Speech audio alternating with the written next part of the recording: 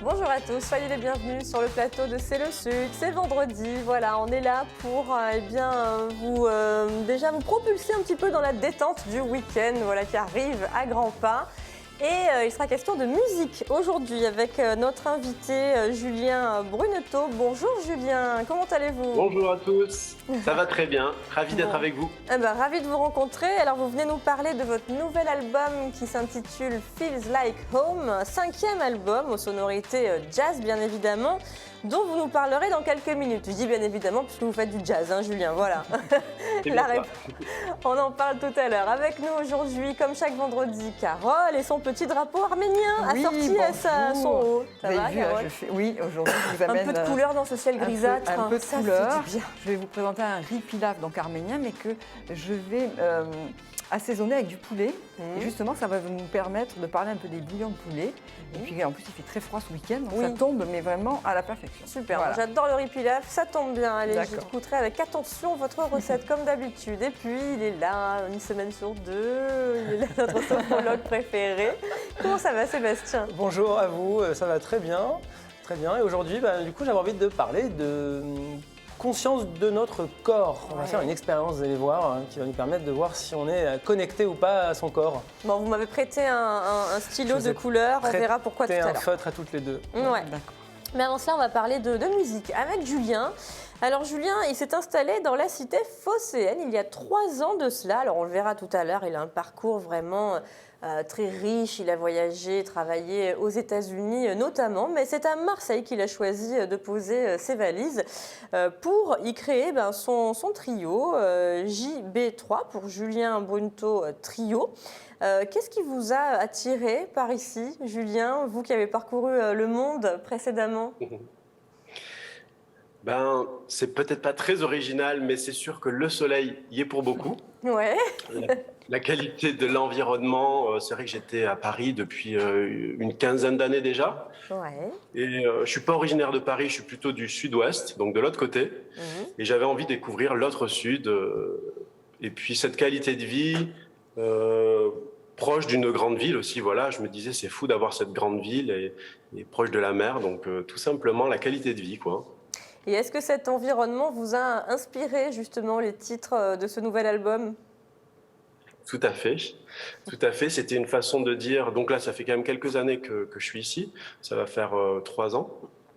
Et c'est là que tous les morceaux de l'album ont été créés, donc juste dans ce nouveau lieu de création. Donc j'habite, pour ceux qui connaissent bien Marseille, je suis pas loin de la plage de la Pointe-Rouge, donc c'est vraiment assez privilégié. Bah oui, vous n'êtes pas trop mal par là. Hein. On est bien, c'est sûr que voilà, même confiné, on est pas mal. Bon, allez, dites-nous. Oui, je vous écoute. Et du coup, tous ces morceaux ont été créés ici. Et évidemment, le titre de l'album Feels Like Home, ça veut dire un peu une façon de trouver un nouveau chez soi.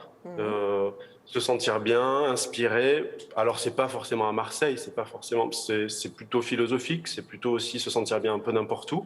Mais en tout cas, chaque morceau a été créé là, dans cette nouvelle maison qui est Marseille pour moi. Et c'est vous qui composez entièrement tous les titres de cet album? Voilà, il y a juste une reprise des Beatles, de Paul McCartney, un morceau que vous connaissez bien, c'est Let It Be. Ah mais oui, forcément. Voilà, c'est un des premiers morceaux que j'ai joué quand j'ai appris le piano. Et je me suis dit, allez, je vais lui donner une nouvelle couleur, un peu plus jazzy. Voilà, c'est la seule reprise, sinon les 10 autres morceaux, c'est des compositions. Bon, on va en écouter un petit extrait justement de ce nouvel album, Feels Like Home. On écoute et on vous retrouve juste après. Ok.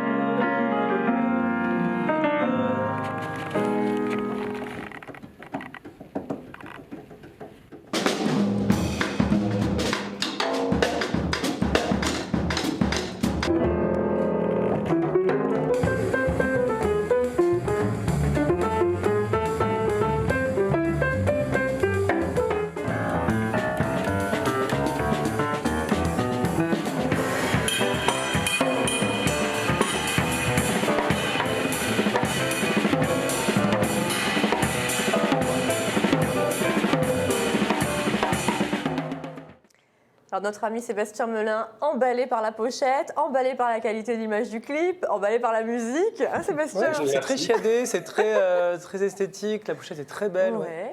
Bon, voilà. Ça donne envie de découvrir l'album. Oui, retour positif autour de ce plateau, Julien. Alors, il paraît que vous chantiez sur les précédents disques et pas sur celui-ci. Pourquoi? Pour laisser plus de place à la musique? Oui, après c'est vrai que la musique peut... J'ai fait 4 albums où je chantais, c'est vrai que le chant tout de suite, je trouve que ça donne une autre personnalité à la musique, donc j'ai toujours été un peu tiraillé entre le côté chanteur et pianiste, même si ça se fait, Ray Charles, Nat King Cole, il y a des super musiciens qui font ça et qui m'ont inspiré. Mais c'est vrai que dans cet album, j'avais envie de quelque chose d'un peu plus axé sur la musique. C'est ce que j'écoute aussi les 3/4 du temps, c'est de la musique instrumentale. Et ça me ressemble un peu plus, j'ai envie de dire, de sortir aussi du côté chanteur, crooner, que j'aime bien, mais qui reviendra peut-être de temps en temps. Sur scène, ça m'empêchera pas de chanter, mais cet album, je trouve qu'il a une couleur peut-être plus harmonieuse dans le fait que je chante pas aussi. D'accord. Alors un mot peut-être sur votre parcours, puisqu'il est assez riche. Hein. Vous avez été élu meilleur pianiste de blues français et européen en 2005 et 2006. Vous vous êtes formé aux États-Unis, au Mississippi, à la Nouvelle-Orléans, aux sources du jazz en somme. Hein. Est-ce que c'était un passage presque obligatoire pour vous, justement, pour enrichir votre expérience et votre parcours? Pour moi, oui, on va dire que c'était naturel d'y aller. Après, j'ai envie de dire, c'est les rencontres qu'on fait. Et on peut très bien ne pas aller là-bas et jouer du jazz en France, en Europe. Mais c'est vrai que moi, dans mon parcours, il a toujours été influencé par le blues. Et dès mon plus jeune âge, on va dire vers 16-17 ans, j'accompagnais déjà des bluesmen un petit peu en Europe. Et à 18 ans, je me suis dit, je vais aller faire un voyage là-bas. Et c'était à la base un voyage touristique, quoi, avec un pote. On voulait découvrir les États-Unis. Et puis, en fait, en y allant, j'ai rencontré plein de gens à la Nouvelle-Orléans, à Chicago, dans le Mississippi. Et c'est vrai que j'ai appris beaucoup de choses qui correspondaient à ce que j'étais en train d'écouter, aux albums, des gens passionnés. C'est vrai que la culture afro-américaine m'a passionné pendant des années.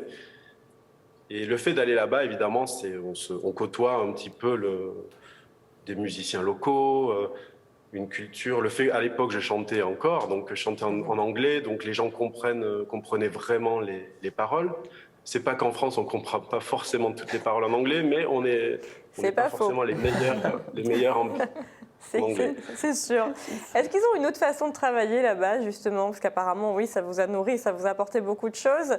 Est-ce qu'il y a une autre façon de travailler aux États-Unis, justement, qu'en France? Au niveau de l'enregistrement, peut-être, du mixage, de la musique, je sais pas. Oui, à une époque, c'est sûr qu'ils étaient beaucoup plus pointus. Donc, on va dire, bon, il y a 10-15 ans encore, on voyait, je pense, la différence dans les studios d'enregistrement. Il y avait une qualité qui était certainement meilleure, j'ai envie de dire. Aujourd'hui, c'est plus difficile et je pense qu'aujourd'hui, dans les grandes villes, il y a des super studios en France qui rivalisent avec les studios américains sans aucun doute. Mais c'est sûr que là-bas, il y a cette passion. Au niveau du blues, évidemment, c'est plus dans leur culture, quoi. La musique en général, j'ai envie de dire, on est tous un peu égaux. Dans chaque pays, on a notre musique. Mais au niveau du blues, c'est sûr que ça vient un petit peu plus de chez eux. Donc, il y a une connaissance, une culture dans la population générale qui se comprend mieux, quoi. Pour nous, le blues, ça reste un peu un cliché, quelque chose qu'on associe tout de suite à la musique un peu noire. Alors que là-bas, c'est plus ancré dans une culture générale, quoi. Vous avez enregistré 2 albums sur place, un 3e à New York. Vous avez parcouru le monde, jouant aux côtés d'artistes tels que Chuck Berry, B.B. King ou Hugh Coltman. Alors aujourd'hui, vous êtes un peu privé de scène. J'imagine que ça vous attriste un petit peu. Oui, c'est sûr que ça bouleverse. Ça bouleverse. C'est évidemment négatif par rapport à l'envie de jouer, l'envie de s'exprimer sur scène, l'envie de retrouver les copains, la famille, la grande famille des musiciens, le public, toute l'énergie qu'on gagne quand on joue, quoi. Et qu'on donne aussi, parce que du coup on se sent frustré, c'est sûr de ne pas pouvoir jouer ces morceaux, c'est quand même une énergie qu'on garde. Et malgré tout ça, voilà, il y a des côtés aussi positifs, on se ressource, moi j'ai la chance d'avoir une famille ici, donc je passe du temps en famille. J'arrive quand même à composer, donc tout n'est pas négatif, on va dire, dans cette période. Il faut arriver à mettre des choses au centre un peu de la création, dont cet album, il a été fait juste après le premier confinement. Et oui, c'est ce que j'allais vous dire. Hein. Cette période, elle permet aussi aux artistes de se poser un petit peu pour justement travailler sur de nouveaux projets, de nouveaux albums. Donc, et c'est votre cas. Exactement. Donc voilà, j'ai la chance de pouvoir le faire. Il y en a qui ont peut-être moins de chance, mais moi, j'étais dans les bonnes conditions. J'avais les bons musiciens autour de moi et puis l'inspiration. Donc ça s'est fait assez naturellement, quoi. Parfait, oui, un trio, hein, je le rappelle, hein, il y a deux musiciens qui vous accompagnent sur ce projet et ce nouvel album, donc Feels Like Home, qui sortira le 9 avril. Julien, est-ce qu'il vous est arrivé avant justement une tournée, avant de monter sur scène, d'être un petit peu peut-être stressé, de devoir faire appel à des thérapeutes comme des sophrologues par exemple? En général, on fait plutôt appel à un petit verre de rouge. Si on avait la chance d'avoir des thérapeutes avec nous juste avant d'entrer sur scène, ça nous permettrait en effet de se détendre parce que oui, évidemment, avant chaque concert, en fonction du lieu, du public, il y a du stress qui émerge. Ouais. Donc après, une fois qu'on est sur scène, en tout cas pour ma part, une fois que je joue, je l'oublie, je me laisse aller. Bien sûr. Mais c'est vrai qu'on ne nous apprend pas forcément à gérer ça. Et alors, du coup, moi j'ai une idée pour rigoler Julien. avec l'alcool, mais c'est vrai qu'il y a des musiciens qui évidemment, ne peuvent pas se passer de substances parce qu'il y a le stress qui est trop là. Enfin, je lis l'autobiographie de Miles Davis et c'est vrai que aujourd'hui, ça a bien changé. Les musiciens, je pense qu'ils sont beaucoup plus sains qu'avant. Ouais. Donc, il n'y a plus ce cliché de l'alcoolique. Mais alors, Julien, je vous propose de vous accompagner sur la prochaine tournée. Comme ça, je pourrais comme ça, amener de la détente à toute l'équipe. Comme ça, vous aurez un sophrologue à demeure. Embarquez-moi dans la tournée. En tout cas, allez, c'est parti. Sébastien nous donne régulièrement des conseils justement pour apprivoiser nos peurs, nos angoisses et puis peut-être être un peu plus en accord avec nous-mêmes. C'est ce sur quoi on va travailler aujourd'hui, Sébastien. On va être très basique justement aujourd'hui d'ailleurs. Avec notre corps. Exactement. Le plus basique du basique, c'est le corps. Parce qu'en fait, la sophrologie, on dit que c'est une technique qui est psychocorporelle. Ça veut dire quoi? Ça veut dire que on va s'intéresser en même temps à tout ce qui est sensations physiques, à tout ce qui se passe au niveau du mental, au niveau des émotions. Mais on se rend compte finalement que par expérience, la clé d'entrée, en fait, c'est bien le corps. Et que beaucoup de gens sont finalement beaucoup plus dans leur tête avec ce stress, les pensées ruminantes.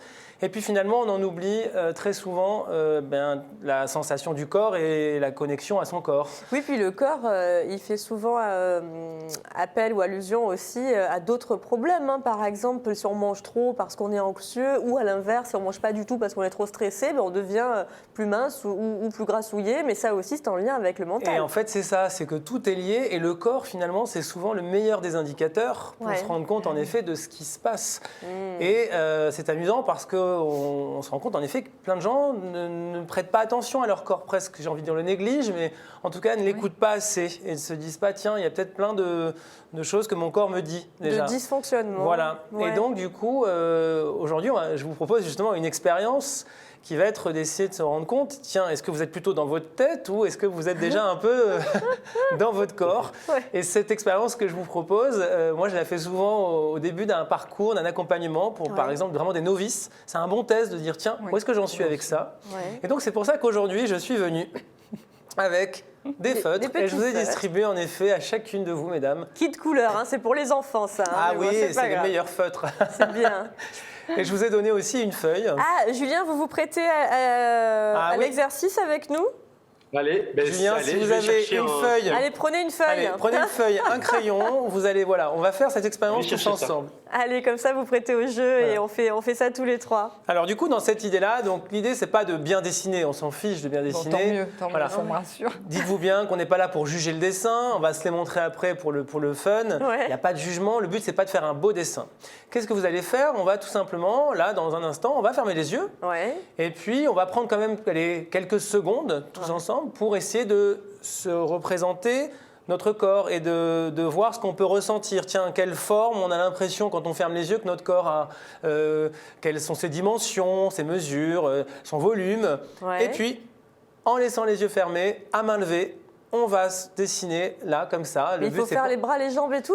Chacun fait ce qui se représente. Parce que bon, avec les yeux fermés pour caler tout ça. C'est ça qui est intéressant. Le but, c'est pas de faire un beau dessin.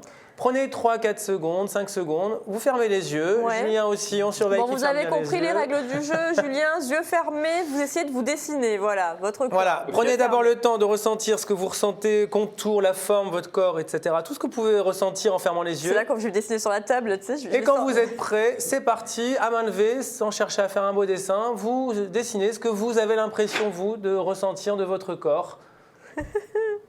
Hop. Ça peut être un dessin simple, compliqué. Voilà. Le but, c'est de prendre quelques secondes. Et puis, quand c'est fini... Pardon, je ris, mais voilà. J'ai l'impression de faire n'importe quoi. Oula! Ça fait peur! Quand le dessin est terminé, en effet, eh bien, vous ouvrez les yeux et puis laissez-vous vraiment... Ce qui est intéressant, c'est de regarder et d'accepter ce qu'il y a à vous. En fait, accueillez le dessin que vous avez fait. Moi, c'est un peu un Picasso, quoi. Je suis bancale. Hein. On ne sait pas trop ce qui s'est passé avec les jambes. Le but, c'est d'accueillir le... Alors, Alexandra, tiens, toi, va nous montrer ce que vous avez Je ne sais pas si vous allez voir d'ici. Est-ce qu'on peut apercevoir... On aperçoit le dessin. Eh oui, on le voit là. On voit.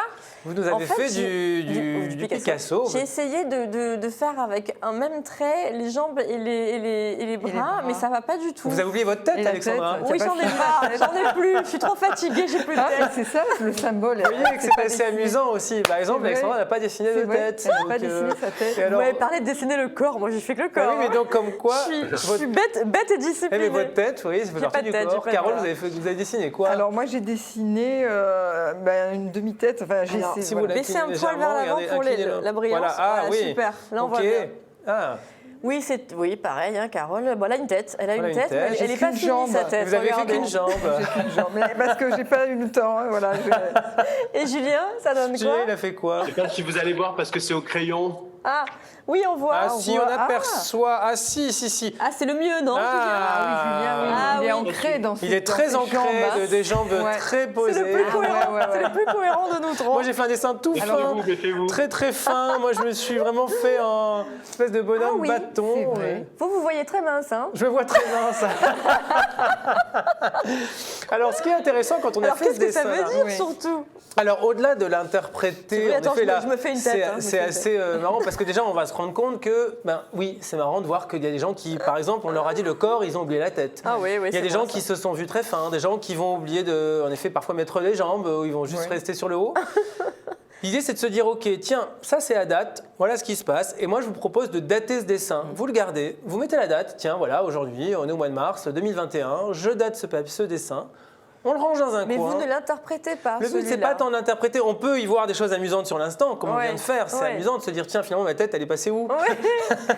Peut-être qu'en ce moment... Mais est-ce que c'est peut-être... ça veut dire quelque chose? Alors, évidemment, ça veut sans doute dire quelque chose. Et ça veut dire quelque chose. Et oui, alors après... Mon métier, moi, en tant que sophrologue, ne va pas être de l'interpréter, par contre, d'aider les personnes et d'inciter la personne à voir l'évolution de ça. Et donc, quand je vous dis de dater le dessin, ce qui va être amusant, c'est que plus vous allez pratiquer sous telle ou telle forme l'éveil du corps, de la conscience, du mental, par exemple en faisant de la sophrologie, de refaire régulièrement ce dessin. D'accord. Sans aller voir ce qui s'est passé avant. Et de se rendre compte, en fait, que la perception de votre corps, elle va sans doute évoluer. Par exemple, plus on va pratiquer du yoga, de la sophrologie, même du sport, tout simplement, de la danse, petit à petit, de refaire cette expérience du dessin et de voir ce qui se passe. Et peut-être que d'un seul coup, la tête apparaîtra, les jambes vont grossir. Là, du coup, on va prendre conscience petit à petit de son corps de plus en plus, à force de refaire cette expérience. Merci Sébastien. On vous retrouve demain au Parc Borelli pour une séance en plein air, s'il fait beau. Le printemps commence, s'il fait beau, samedi, dimanche, tout le printemps, tout l'été à 11h au Parc Borelli pour des séances en plein air. 11h au Parc Borelli et Sébastien Melin, donc qui a un cabinet à Marseille. L'adresse s'affiche. Merci mille fois pour cette expérience. Merci Julien de s'être prêté à l'expérience. Bah oui, merci Julien d'avoir participé. Alors on va passer à table à présent avec Carole et une recette arménienne au programme avec du riz pilaf. On adore. Voilà, je remets mon petit plateau devant. Donc en fait, cette recette, c'est un riz pilaf au poulet. Donc j'avais envie de vous reparler du riz pilaf qui est vraiment une base de la cuisine arménienne. Peut-être qu'on en avait déjà parlé ensemble. Et ce riz pilaf, j'avais envie de le faire avec un vrai bouillon de poulet pour essayer de vous convaincre là aussi de faire soi-même son bouillon. Je me souviens que nous, je suis la génération bouillon cube. Et ma grand-mère, je me souviens, quand c'était l'arrivée des bouillons cubes, c'était magique, magie. Ouais. Et on a oublié de refaire ces bouillons soi-même. Donc, et là, en fait, dans cette recette, il y a d'une part le bouillon. Donc, en fait, c'est comme une petite poule au pot qu'on va faire. Et je vais récupérer donc les morceaux de poulet qui ont cuit dans ce bouillon pour les rajouter au riz. Et je vais faire cuire mon riz dans ce bouillon. D'accord. Donc, ça va vraiment tout changer au niveau goût. Ah c'est une petite gourmandise. D'accord. Bon, on va voir les ingrédients. Alors, pour les ingrédients, il y a d'abord les ingrédients pour le bouillon. Donc là, le principe, c'est de prendre des os, plutôt des cuisses de poulet, des manchons, des ailes. Ouais. Alors, si vous arrivez à trouver, je pense que n'importe quel boucher vous vendra des ailes ou des cuisses. Souvent, même s'il a des petits morceaux de carcasse à vous donner, Ouais. au lieu de les jeter, vous les donne. D'accord. Vous pouvez mettre ça. Ouais. Et le principe, c'est d'infuser ces morceaux de poulet, c'est-à-dire de les faire cuire tout doucement à feu doux, dans les aromates que vous avez à la maison. Comme quoi? Alors, si vous avez du thym, romarin, laurier, si vous n'avez pas, vous avez peut-être des queues de persil que vous jetez d'habitude. Oui. Ou alors des verres de poireaux. D'accord. Des oignons, on a toujours 1 ou 2 oignons à la maison, de l'ail, ça Ouais. c'est parfait.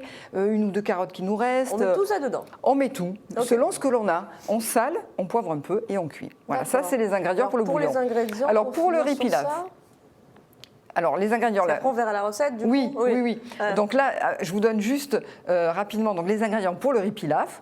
Donc du beurre et de l'huile, Ouais. dans lequel on va faire revenir des vermicelles. Donc là, vous voyez des vermicelles, c'est des petits cheveux d'ange petites aussi pattes, qu'on petits cheveux appelle. d'ange. Et ceux-là sont semi-complets, je les achète en magasin bio, et donc ils sont très très bons.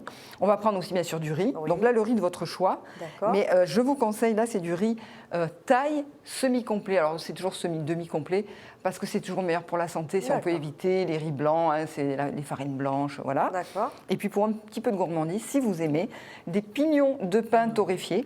Donc là, je les torréfie à la poêle à l'avance, c'est-à-dire on les fait griller dans une poêle à sec. Ouais. Et je les garde dans un bocal en verre au réfrigérateur pour une plus longue conservation. D'accord. Bon, on a tout noté. Vous avez tout noté? Allez, on Alors y maintenant, va, je vous on montre en entre image. cuisine avec Carole. Alors, on va commencer donc, par faire le bouillon. Alors ça, on peut le faire la veille, hein, c'est très pratique. Donc là, dans ce bouillon, moi, je vais mettre des manchons de poulet que j'achète chez une productrice des Hautes-Alpes qui a des poulets magnifiques. Ouais. Et donc là, qu'est-ce que j'avais ce jour-là à la maison? Du laurier, de l'ail. J'avais aussi des tiges d'épinards, carottes, oignons. Donc on sale. Et puis là, on va recouvrir à hauteur d'eau, tout simplement. On va porter d'abord à ébullition et vous allez voir qu'il y a des impuretés qui vont se déposer à la surface de l'eau. C'est comme une écume, donc vous les enlevez. C'est dû à quoi ça? C'est le poulet, c'est la D'accord. viande. Hein, voilà. Et ensuite, vous allez faire infuser, comme je vous ai dit, un tout petit bouillon. Pendant combien de temps? 1 heure, 1 heure et demie. D'accord. En fait, il faut que vous voyez, quand la peau se détache très bien des os, c'est que c'est cuit. Oui, puis là, Ensuite- l'eau est très colorée. Voilà. Hein, du coup, Donc ça y est. ensuite, vous retirez vos morceaux de poulet et vous allez détacher la chair des os, hein, puisque c'est ce qu'on va utiliser pour le riz Ouais. pilaf. Donc plus vous avez des petits morceaux voilà, comme des manchons, et plus ça sera gélatineux, onctueux. Vous voyez. Oui, là, c'est facile, du coup, ça se détache facilement. Très facilement, hein. si la Ouais. cuisson est terminée. Donc après, on va pouvoir préparer notre pilaf. Donc là, c'est très simple. Je vais prendre 20 g de beurre et 2 ou 3 cuillères à soupe, ou même 4 d'huile. Hein, il faut que ce soit un peu gras quand même. Ouais. Je vais faire revenir d'abord mes vermicelles pour les faire dorer, 2-3 minutes, c'est tout. Ensuite, je vais rajouter le riz. Donc il n'y a que 100 g de riz. Accru, hein. Oui, accru le riz. On va d'abord le faire revenir pour qu'il devienne un petit peu translucide. D'accord. Ensuite, si vous aimez, vous pouvez mettre 2-3 cuillères à soupe de pignons de pain torréfiés. Et puis bien sûr, on n'oublie pas de rajouter cette chair de poulet émiettée et tendre qui est déjà cuite. Le riz va cuire comme ça? Attendez, vous allez voir. Ah. Donc on mélange le tout intimement, hein, tous les ingrédients bien mélangés. Et c'est là qu'on va faire cuire le riz. Ah. On va rajouter du bouillon qui a tellement de ce goût. Le fameux bouillon maison. Donc pour une dose de riz, il faut 3 doses de bouillon. D'accord. Donc ça fait à peu près 300 ml de bouillon pour 100 g de riz. Et on fait cuire Ouais, c'est à pas petit mal. feu, 15 minutes à couvert, juste pour que le riz gonfle. Et une fois qu'il a gonflé, qu'il est cuit, vous arrêtez le feu, vous rajoutez encore 20 g de beurre si vous avez du beurre demi-sel, vous laissez reposer 10 minutes votre riz pour qu'il se gorge de toutes les saveurs, vous mélangez. Et vous allez voir, on a un riz très onctueux, très moelleux, un petit peu comme un risotto, c'est pas du tout sec. C'est un plat complet. Si vous avez des enfants jeunes à la maison, ils vont se régaler. Même les plus vieux Super aussi. recette. On se demande comment Carole est aussi mince avec tout ce qu'elle mange et tout ce qu'elle cuisine. Non, mais parce que ça fait pas du tout grossir. Quel est votre secret? Le secret, c'est le fait maison. Attends, le fait maison. je sais, elle participe ce week-end, elle est marraine d'un salon de la nutrition. Donc elle sera là demain, samedi. Alors c'est aujourd'hui, mais Aix-en-Provence. j'y serai demain après-midi. C'est le salon de la nutrition à Aix-en-Provence et c'est l'école de diététique d'Aix-en-Provence, avenue du Club Épique, qui organise ce salon chaque année. Et qui vous accueille donc Et qui nous accueille de 10h à 18h pour découvrir. Alors le salon aujourd'hui, demain c'est le thème bien-être, alimentation et sport. C'est pour ça donc il va y avoir des ateliers, oui, et puis je vais prendre plein de conseils chez ces diététiciens. Voilà. Merci Carole, on vous retrouve demain sur votre chaîne YouTube aussi à 11h pour la nouvelle recette et dans la Provence de samedi. Merci Sébastien, merci Julien, je cours jusqu'à la fin de cette émission. Passez un bon week-end, on se retrouve lundi, fidèle au poste. À bientôt, on vous embrasse, ciao ciao.